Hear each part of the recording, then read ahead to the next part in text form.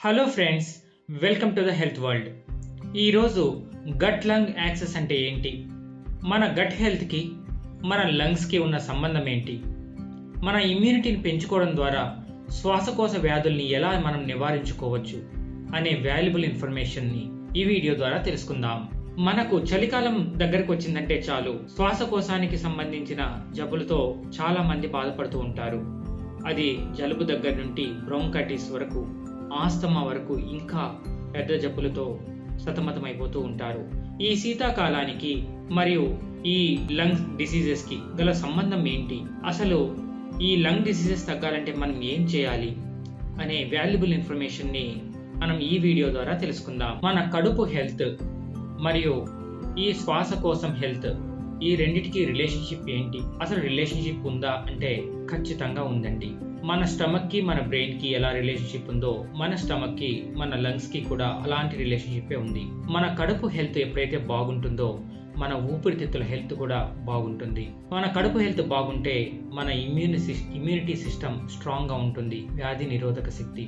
ఎప్పుడైతే వ్యాధి నిరోధక శక్తి బాగుంటుందో బయట నుండి మన బాడీని అటాక్ చేసే వైరస్లు ఓడిపోతూ ఉంటాయి. ఈ వైరస్లు కానీ బ్యాక్టీరియా కానీ ఓడిపోతే మన హెల్త్ ఆరోగ్యంగా ఉన్నట్టు. మన కడుపు హెల్త్ ఎప్పుడైతే బాగుండదో ఈ ఇమ్యూనిటీ సిస్టమ్ కూడా వీక్ గా ఉంటుంది. మేజర్ గా మనకు వైరస్ కానీ బ్యాక్టీరియా కానీ మన శ్వాస ద్వారా మన ఊపిరితిత్తులోకి చేరి అక్కడి నుండి మన బాడీ అంతా స్ప్రెడ్ అవుతూ ఉంటాయి.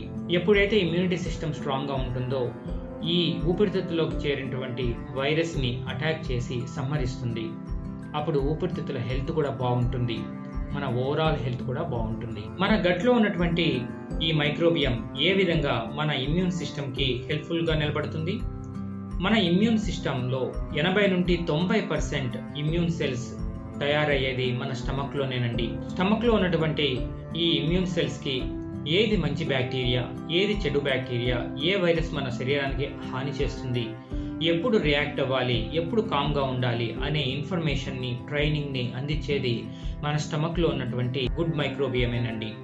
మన స్టమక్ లో కొన్ని రకాలైనటువంటి విటమిన్స్ కూడా ఈ మైక్రోబియం తయారు చేస్తుంది. విటమిన్ కే మరియు బి విటమిన్స్ లో కొన్ని రకాలైనటువంటి విటమిన్స్. ఈ విటమిన్స్ మన ఇమ్యూన్ సిస్టమ్ ని బలోపేతం చేయడంలో చాలా బాగా ఉపయోగపడతాయి. మనం తీసుకునే ఆహారంలో డైటరీ ఫైబర్ కూడా చాలా ముఖ్యమైన పాత్ర వహిస్తుంది. ఈ డైటరీ ఫైబర్ మనకు జీర్ణం అవడానికి, జీర్ణమైనటువంటి ఆహారం నీట్ గా మన పేగుల్లో మూవ్ అవడానికి కూడా ఉపయోగపడుతుంది. అంతేకాదు ఈ డైటరీ ఫైబర్ ఫర్మెంట్ అవడం వల్ల కొన్ని రకాలైనటువంటి షార్ట్ చైన్ ఫ్యాటీ యాసిడ్స్ మనకు లభిస్తాయి. ఈ డైటరీ ఫైబర్ ని ఫర్మెంట్ చేసే ప్రక్రియ ఈ మైక్రోబియమే చేస్తుంది. ఈ short chain fatty acids blood లో కలిసిపోతాయి. బ్లడ్ లో కలిసిపోయినటువంటి ఈ షార్ట్ చైన్ ఫ్యాటీ యాసిడ్స్ అవి నేరుగా లంగ్స్ కి చేరి లంగ్స్ లో ఉన్నటువంటి ఇమ్యూన్ సిస్టమ్ ని యాక్టివేట్ చేస్తుంది మరియు రెగ్యులేట్ చేస్తుంది. గట్ హెల్త్ బాగుంటే లంగ్ హెల్త్ బాగుంటుంది కదండి. ఇప్పుడు లంగ్ హెల్త్ బాగుంటే గట్ హెల్త్ కూడా బాగుంటుందా? ఈ విషయాలను కాస్త గమనిద్దాం. సపోజ్ మనకు లంగ్ హెల్త్ సరిగా లేదనుకోండి, దాని యొక్క ఇన్ఫ్లమేషన్ మన స్టమక్ పైన, మైక్రోబియం పైన కూడా పడుతుంది. అప్పుడు మైక్రోబియం కౌంట్ తగ్గుతుంది. లంగ్ డిసీజెస్ తో సఫర్ అయ్యే వాళ్ళు ఆకలి అనేది ఉండదు, చాలా తక్కువ వేస్తుంది. సో దానివల్ల వాళ్ళు తీసుకునే డైటరీ ఫైబర్ కూడా తగ్గిపోతుంది. ఎప్పుడైతే డైటరీ ఫైబర్ తగ్గుతుందో ఈ మైక్రోబియం కౌంట్ కూడా తగ్గిపోతుంది.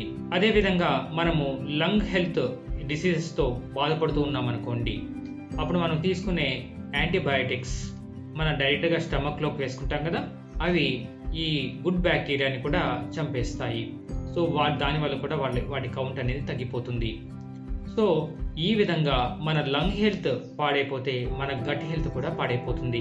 మన లంగ్ హెల్త్ ని కాపాడుకోవాలి అంటే మన గట్ హెల్త్ ను కూడా కాపాడుకోవాలి. సో ఈ ఊపిరితిత్తులు ఆరోగ్యంగా ఉండాలి అంటే మనం ఈ కడుపులో ఉన్నటువంటి ఈ బ్యాక్టీరియాని ఏ విధంగా మనం కాపాడుకోవాలి? మొట్టమొదటిది, ఈ బ్యాక్టీరియాకి ఆహారం ఏంటి, దాన్ని మనం అందిస్తే సరిపోతుంది.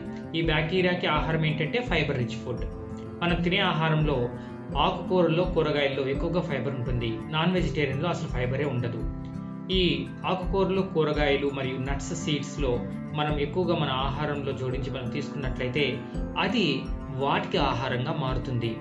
అప్పుడు అవి హెల్తీగా ఉంటాయి, మనం కూడా హెల్తీగా ఉంటాం. మనం తినే ఫైబర్లో చాలా తక్కువ పర్సెంటేజ్ మాత్రమే ఈ మైక్రోబియం తనకు ఆహారంగా తీసుకుంటుంది. ప్రోబయాటిక్ ఫుడ్ బాగా తీసుకోవాలండి. అదే ఫర్మెంటెడ్ ఫుడ్. మన ఇంట్లో దోశలు కావచ్చు, ఇడ్లీలు కావచ్చు బాగా తిన్నట్లయితే మనకు కూడా గట్ హెల్త్ అనేది బాగానే ఉంటుంది. ఊరగాయలో కూడా ఈ ప్రోబయాటిక్ ఫుడ్ ఉంటుంది. రాగి అంబలిలో కూడా ఈ ప్రోబయాటిక్ ఫుడ్ బాగుంటుంది. ఇంకొకటి ఏంటి అంటే మనం రోజు తినే ఆహారం అదేనండి పెరుగు. ఈ పెరుగులో కూడా మంచి ప్రోబయాటిక్ ఫుడ్గా అది మారుతుంది. ఇంకొకటి ఏంటంటే టాప్ 5 ఫుడ్స్ మనం డిస్కస్ చేసుకున్నాం కదా. ఒకటి వచ్చి పెరుగు లేదా యోగర్ట్, 2 కిమ్చి, 3 ఇడ్లీ ఆరు దోశ, 4 సార్కాట్, 5వది కెఫిర్. ఈ గుడ్ బ్యాక్టీరియా మన స్టమక్ లో మాత్రమే ఉండదండి, మన లంగ్స్ లో కూడా ఉంటుంది. మన లంగ్స్ లో ఉన్నటువంటి బ్యాక్టీరియా మన లంగ్ హెల్త్ ని కాపాడుతుంది. మనం ఎప్పుడైతే స్మోక్ చేసామో ఆ స్మోక్ వల్ల మన లంగ్స్ లో ఉన్న గుడ్ బ్యాక్టీరియా నశించిపోతుంది. అంతేకాదు మన లంగ్ సెల్స్ కూడా డ్యామేజ్ అవుతాయి. మంచిగా ఎక్సర్సైజ్ చేసే వాళ్ళకి ఈ శ్వాసకోశ జబ్బులు అనేవి రావండి.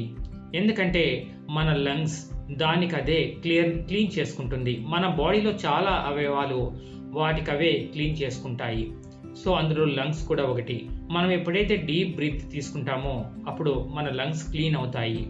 అంతేకాదు మన ఇమ్యూన్ సిస్టమ్ బాగా బలోపేతం అవుతుంది. సో దానివల్ల మన లంగ్ డిసీజెస్ కూడా రాకుండా మనల్ని మనం కాపాడుకోవచ్చు. ఇదండి గట్ లంగ్ యాక్సిస్ అంటే.